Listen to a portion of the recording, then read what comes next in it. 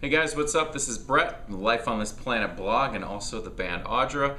Welcome to a new episode of Friday on the Turntable. Today I am talking about the Pixies, specifically their album Trompe Le Monde. And that, of course, came out in 1991. So as usual here, I'm going to give you a little taste of what else came out in 1991. I picked 5 things out from various formats. Big album that year, U2's Achtung Baby. This plays some special significance in the relating to this album because the Pixies actually toured with U2 for that Achtung Baby album. Susie and the Banshees, their second to last album, Superstition, had that big hit Kiss Them For Me, which you guys perhaps may remember.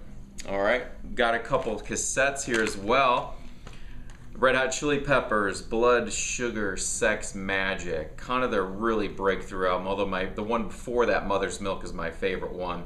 This one really brought them into the mainstream attention with Under the Bridge, Give It Away, Breaking the Girls, Suck My Kiss. It was a huge album. R.E.M's Out of Time, another huge album from 1991. Losing My Religion, huge. And I got one more for you here. Teenage Fan Club, bandwagon-esque. This album doesn't get talked about enough. Really excellent band. The track, the concept was a big one. Star Sign, What You Do to Me, just excellent. And you know, of course, some other things like My Bloody Valentine's, Loveless came out, and then who can forget Nirvana's Nevermind, Pearl Jam's 10. The list goes on and on for albums from 1991. So as I mentioned, we're talking about the Pixies.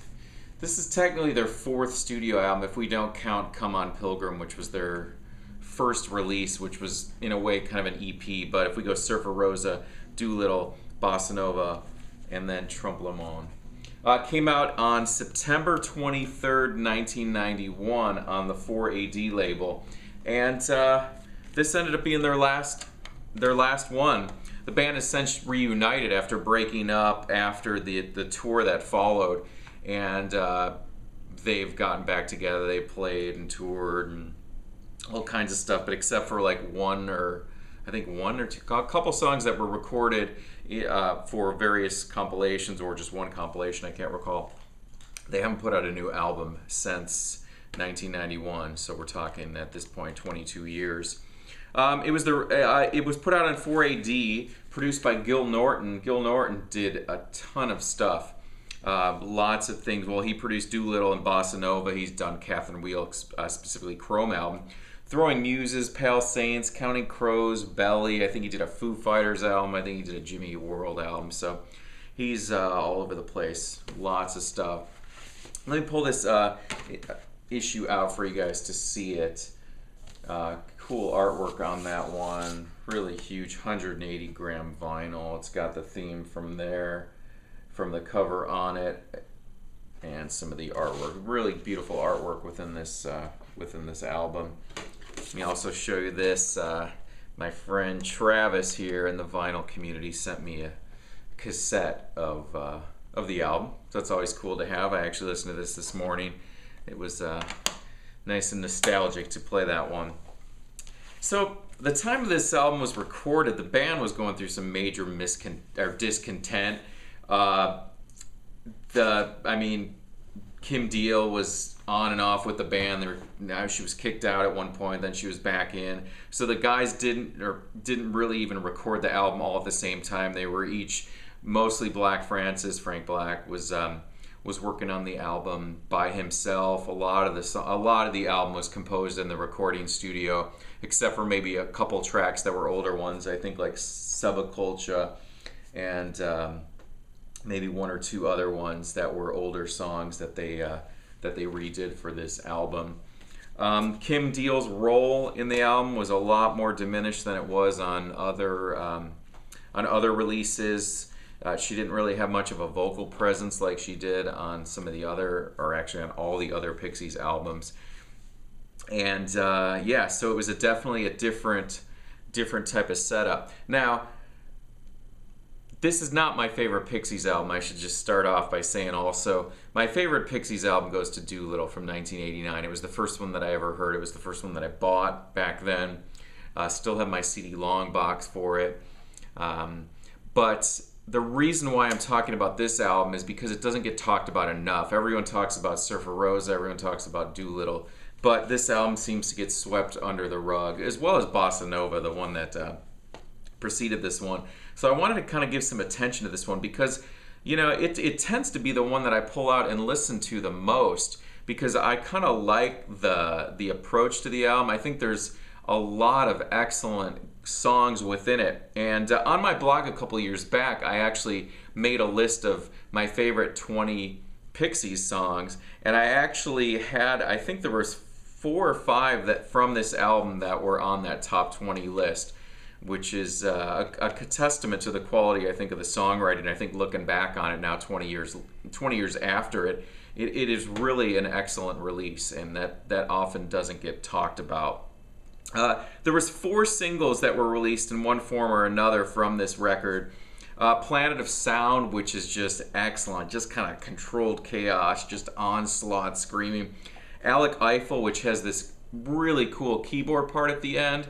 And Letter to Memphis was another one. And then a cover of the Jesus and Mary Chains, Head On, which is a really excellent. For those of you guys old enough to remember when MTV played videos, Head On was a really creatively done video. The band didn't want to shoot any videos for any of their songs. If you see any of their music videos, they're not really active participants in them. But the interesting thing about the Head On video is they agreed to doing it only if they could play the song live, and it had to have been done in one take, and then that was the video. So the guy who came up with the concept thought, well, let's film all 4 members and let's put 3 cameras on each of them, on the head, the torso, and the legs. And then as the video progresses, we'll just interchange everyone's parts. So if you haven't seen the video for Head On, it's very intriguing because all of a sudden Kim Deal's head will be on Joey Santiago's body and the instruments are swapped. And it's just very bizarre, but it was a really cool concept and a very successful concept because that video was played all the time. And it was a great version of the Jesus and Mary Chain song, which, if you missed last week's Friday on the Turntable, I actually talked about Jesus and Mary Chain, specifically their Darklands album. So if you missed that, be sure to check it out. The title of the album, Fool the World, Trompe Le Monde, pardon my French, my lack of French accent, which also brings me to another item that I wanted to show you guys. A couple years ago, I picked this book up, and it is actually called Fool the World, and it's the oral history of a band called Pixies.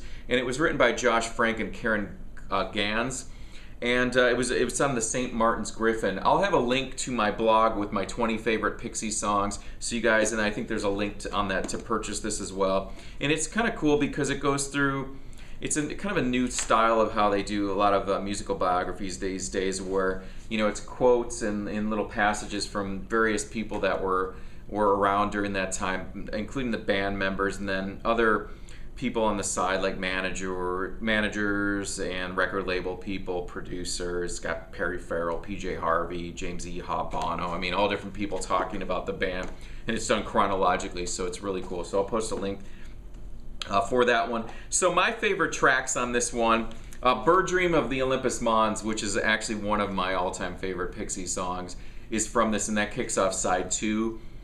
Really excellent track. Was never released as a single, but I think they did perform that. I think it was on Dennis Miller. I could be wrong. I'm sure some of you Pixies hardcore fans will point that out, but I think it was Dennis Miller's show they performed it. And Planet of Sound, excellent. Alec Eiffel, Letter to Memphis, all just killer tracks. So sadly, I never got to see the Pixies. There was one time back then where they were touring, like I said, when I showed Achtung Baby, the Pixies were asked to be the opening act. So U2 did the first Inside, what they called the Inside TV tour, and they played at arenas, but it was all indoors, and they played at Arizona State University in what was called the Activity Center back then. I think it's called Wells Fargo Arena now. and the tickets sold out like instantaneously, so I was unable to get tickets to see them back then. But I did get to see U2 6 months later when they came, but it was with the Sugar Cubes and Public Enemy, so I never got to see the Pixies back then, which is regrettable. And I missed them. I think I was out of town when they came around and they did the Doolittle tour a couple years back, so I never got to see them. But I'd love to hear you guys' story if you've seen the Pixies. I'd love to hear about what you think of Trompe Le Monde and what favorite tracks. If you think the album is their best one, if you think it's their worst one, let me know. But I think that wraps it up. So I'm going to post some links down below in the description box. So yeah, leave me some comments, and thanks for watching, guys. Appreciate it. This was the Pixies Trompe Le Monde 1991.